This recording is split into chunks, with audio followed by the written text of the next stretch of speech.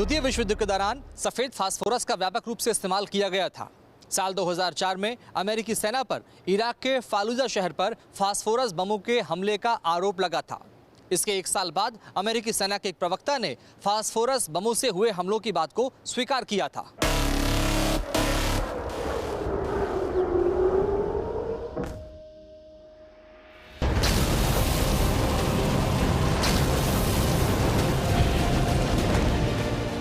Phosphorus बम के जैसा ही एक और बम है जिसे बेहद खतरनाक और विनाशक माना जाता है। नाम है क्लस्टर बम। ये परमाणु बम तो नहीं है, लेकिन एटॉमिक हथियारों से कई मायनों में कम भी नहीं है। क्लस्टर का मतलब गुच्छा या किसी चीज का समूह। क्लस्टर बम जब फटते हैं तो इनमें बड़ी तादाद में छोटे छोटे बम निकलते हैं, जिससे भारी नुकसान पहुंचता है।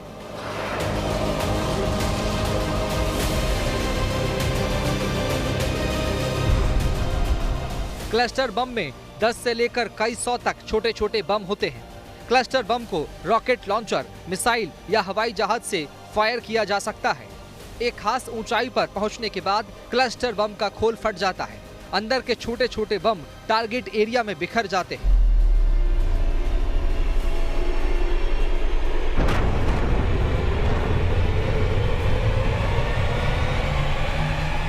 उनमें टाइमर होता है ताकि वे टारगेट के करीब पहुंचकर फटें।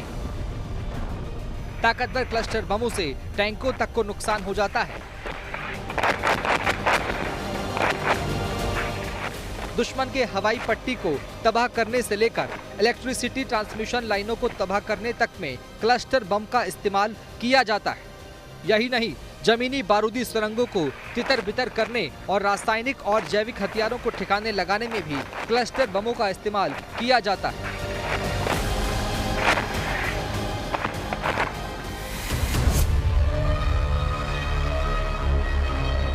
The National Human Rights Association, normal conventions which have been made, 2010 के भी conventions हैं जिनमें क्लस्टर बॉम्ब यानी कि एक बॉम्ब के अंदर बहुत सारे छोटे छोटे सब म्यूनिशंस होते हैं। और ये जो बॉम्बलेट्स जिसे बोलते हैं, ये बहुत ज्यादा बड़े एरिया में जाकर के गिरते हैं। could be as wide as about say 4 to 5 football field. और इनमें तकरीबन 40% ऐसे होते हैं जो एक्सप्लोड नहीं होते हैं, यानी they become like anti personal mine. तो उस तरह के छोटे छोटे हो जाते हैं। अभी हम रशिया यूक्रेन वॉर में रशिया ने अक्यूज किया है कि यूक्रेन ने इस तरह के क्लस्टर बॉम्ब्स इस्तेमाल किए हैं, क्योंकि उनको पता चला है this is generally band.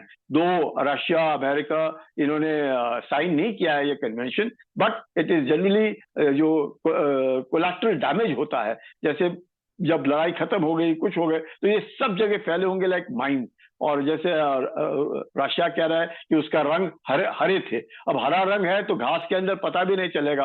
And as I said 40% of it does not explode. वो जमीन के ऊपर किसी का पांव गिरेगा तो वो फट जाएगा। तो यू विल फाइंड कि बहुत सारे लोग लड़ाई के बाद भी, खासकर बच्चे जो खेलते हैं इधर उधर, या कोई समझ गए खिलौना है उसको उठाएंगे वो फट जाएगा। So that is why this cluster bombs का जो है उपयोग को हम लोगों ने मना कर रखा है।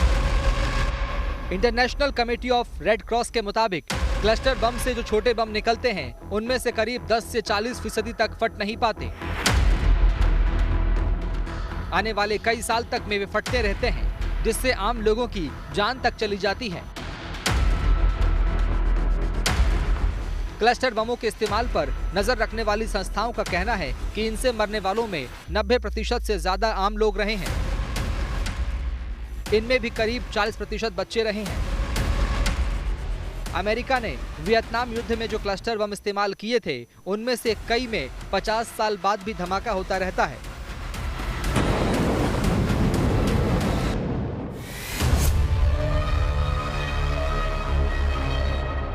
क्लस्टर बमों का इस्तेमाल सबसे पहले रूस और जर्मनी की सेना ने किया था। ये बम द्वितीय विश्व युद्ध के दौरान दागे गए थे। इससे दुश्मन को भारी नुकसान झेलना पड़ता है। अब तक दुनिया भर में 200 से ज़्यादा प्रकार के क्लस्टर बम बनकर तैयार हो चुके हैं।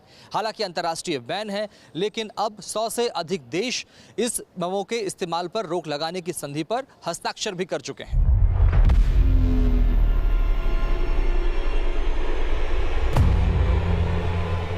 क्लस्टर बम के बाद अब बात ऐसे बम की जिसके नाम से ही दुनिया कांप जाती है। ये बम है परमाणु बम।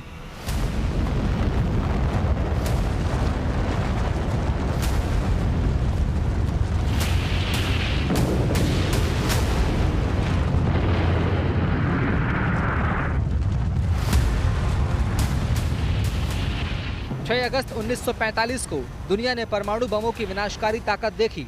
सेकेंड वर्ल्ड वॉर के दौरान अमेरिका ने जापान के हिरोशिमा में परमाणु बम से हमला किया। ये हमला अमेरिकी B-29 विमान से किया गया। 6 अगस्त की सुबह 8:15 पर हुआ। लिटिल बॉय नाम के परमाणु बम को हिरोशिमा के ऊपर गिराया गया। बम को नीचे आने में महज 43 सेकंड लगे। हालांकि बम अपने लक्ष्य से 250 मीटर की दूरी पर जाकर गिरा। यह हमला इतना भीषण था कि इसमें 1.5 लाख से ज्यादा लोग मौत के मुंह में समा गए। अपने लंबे और पतले आकार की वजह से हिरोशिमा पर गिराए गए परमाणु बम को लिटिल बॉय का नाम दिया गया था। लिटिल बॉय में 64 किलो यूरेनियम 235 का इस्तेमाल किया गया था, जिसके विस्फोट से 15,000 टन TNT का धमाका हुआ। जब ये फटा तो हिरोशिमा का तापमान अचानक से 10 लाख डिग्री सेंटीग्रेड तक पहुंच गया। परमाणु धमाके के बाद चंद सेकंड में शहर में कंक्रीट इमारतों को छोड़कर धरती के ऊपर मौजूद हर चीज गायब हो गई।